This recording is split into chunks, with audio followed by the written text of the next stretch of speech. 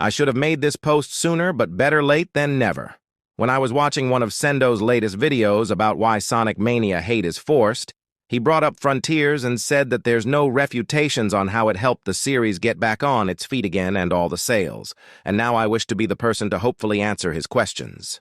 I'm gonna say this in the kindest way I can. This is gonna be a mild tangent.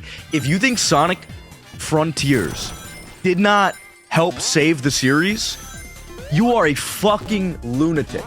Like, you're insane, bro. We have the data to back it up. You're talking the talk.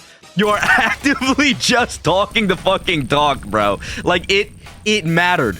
It mattered. I don't care what your fucking perspective, like, oh, well, the movies mattered more. You cannot argue with the clear-cut facts of the sales numbers. Like, no hate to this creator at all. I'm a proud subscriber to this dude. Now, to make things abundantly clear, yes, this is one of my favorite Sonic games of all time, sitting pretty on my top 10. Yes, this is the best-selling Sonic game after Sonic Heroes. Yes, this game won multiple game awards. Yes, this was their last chance to make a good Sonic game. But it's not the saving grace for the franchise. Sonic's franchise was in the terrible state it was because Sega had the wrong audiences. Most of Sonic fans' complaints came from the Adventure-era Sonic games. People were out here saying Adventure 1 was a rough transition into 3D. Despite the Adventure 2 glaze, you have people giving criticism to the mech shooting and treasure hunting stages, and rightfully so. Then you had niggas shitting on Heroes for how quote-unquote slippery the controls are.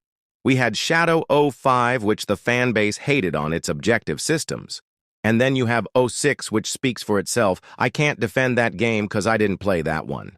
What really saved the franchise's downhill spiral was the Boost-era games, and so many are not ready for that conversation. Starting with Sonic Rush, a heck of an introduction to the Boost formula and a positive light on linear gameplay. Sonic Unleashed, which, despite the hate it got on release and the propaganda IGN influenced, this game is now getting the light and glaze it deserves. Sonic Colors, which was actually appreciated before and after release before people decided to not understand how the game works and project 2D as a bad thing. Sonic Generations, which everyone agrees it's a good game. The only Boost game that sucked was Forces, and all that game was missing is more engaging level design.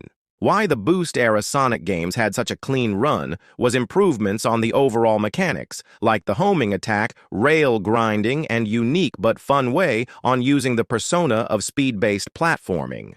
Now, before I get off track, Frontiers cannot be the game that would help bring the franchise back to its roots.